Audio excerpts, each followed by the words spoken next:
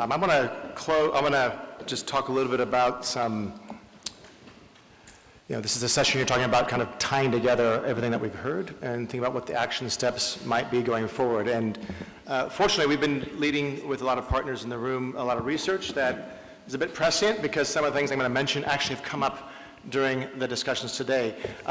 Earlier this summer, along with several partners in the room, we published, with support of the Rockefeller Foundation, a publication called Reducing Food Loss and Waste, Setting a Global Action Agenda.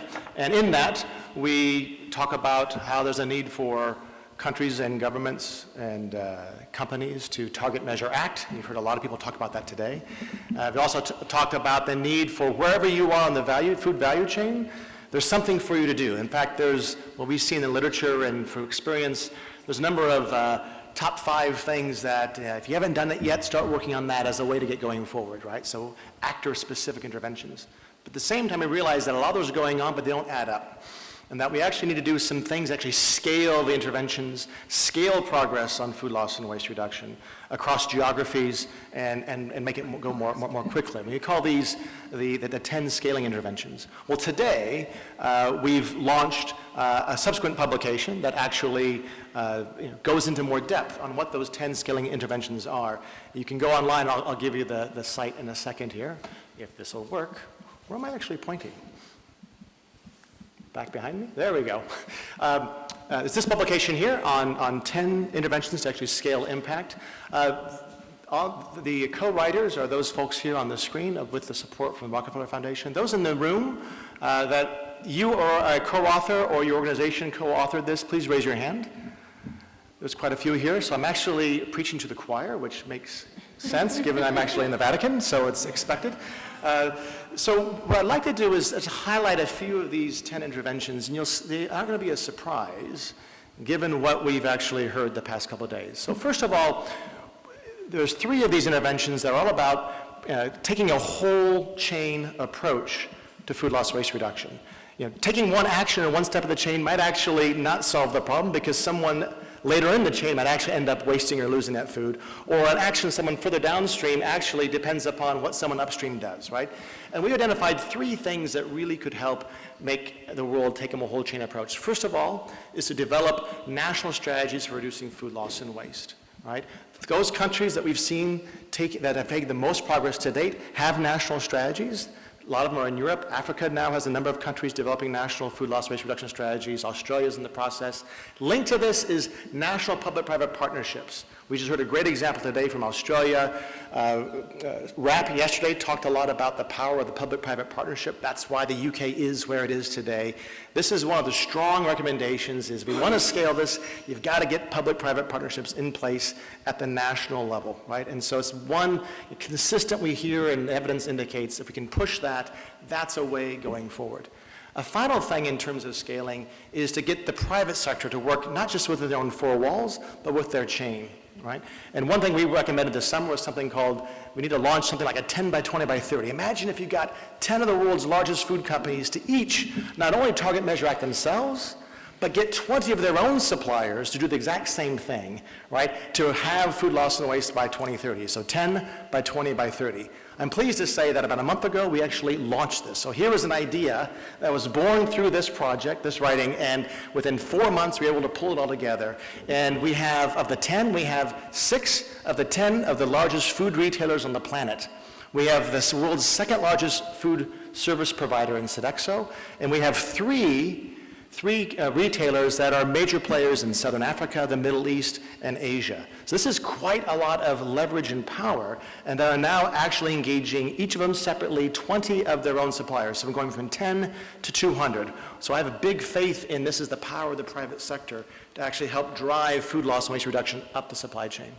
So one area was around getting the whole chain approach. Secondly was to look at hotspots. And what we identified in this analysis is that there's a number of hotspots of food loss and waste. One area is around smallholders, and so to tackle that and building off of a lot of experiences and insights from the YieldWise program was to invigorate efforts to strengthen value chains as a means of actually helping to tackle losses for smallholder farmers, right? And we have a lot of detail on how you do that in this report. Secondly, we believe this needs to be the decade of storage solutions. There's been a lot of decades of investment in PICS bags and solar-based storage technology, et cetera. Now is the time to take this to scale. By 2030, not having adequate storage technologies at an affordable price should not be something we hear as a barrier, right? We need to get a big push on storage. Another item is to shift social norms. You heard a lot about this yesterday and also this morning, right? It's great if we reduce food losses upstream, but at the end of the day, the consumers, you and me, end up throwing a lot of it out into the garbage can. We will have failed to achieve SDG target 12.3. This is a moral, this is a social norms issue. And we put a lot of emphasis in this. We actually even call in our report that came out today that the religious community has a very important role to play. The religious communities, no matter what faith you are, sets social norms, and it has the potential to mobilize actors, right? Mobilize individuals and families. And so we'd be a big fan for getting the Catholic Church and the other faiths to have a big push over the next 5 to 10 years, engaging their communities of faith to actually make wasting food not what you do, right? Just like littering today, no one litters, you feel bad when you do it. Wasting food has to be that way, right? And no power is greater than the religious communities actually doing that. A final thing in terms of hotspots is greenhouse gas emissions. Climate change, a hot topic. It's a hot topic here at the Vatican as well, right? Why don't we actually target some of the food loss waste reduction efforts on those commodities that actually have the biggest impact on climate change? Here I'm talking about dairy, rice, beef, right, for instance. On rice, I'm pleased to say a month ago, one of our recommendations from this summer that's now come true, the Sustainable Rice Platform, the world's largest rice producers have committed to work with their farmers, their growers, to reduce on-farm and near-farm losses of rice by 50% by the year 2030. That's a big change. It wasn't even on the radar 6 to 8 months ago, right? Secondly, nations right now are in the process of upgrading their nationally determined contributions to the Paris Agreement. It's due in 14 months. 12 countries, only 12 out of the 184 on the planet, actually have food loss waste reduction or any semblance of it in their NDCs. We need to at least triple that number between now and 2020. So for the degree that any of you, and I'm looking at you, Commissioner, have a chance to speak to the powers that be throughout Africa and get every African nation, for instance, to get food loss reduction into the NDCs, that puts it on the agenda, that gets real money behind efforts to reduce food loss and waste. And finally, there's enabling conditions, right? We have to scale up financing. We've heard Ben talk about some innovative work here, but more needs to be done to scale up financing of food loss and waste reduction. There's a data deficit. A lot of conversation yesterday was about data, right?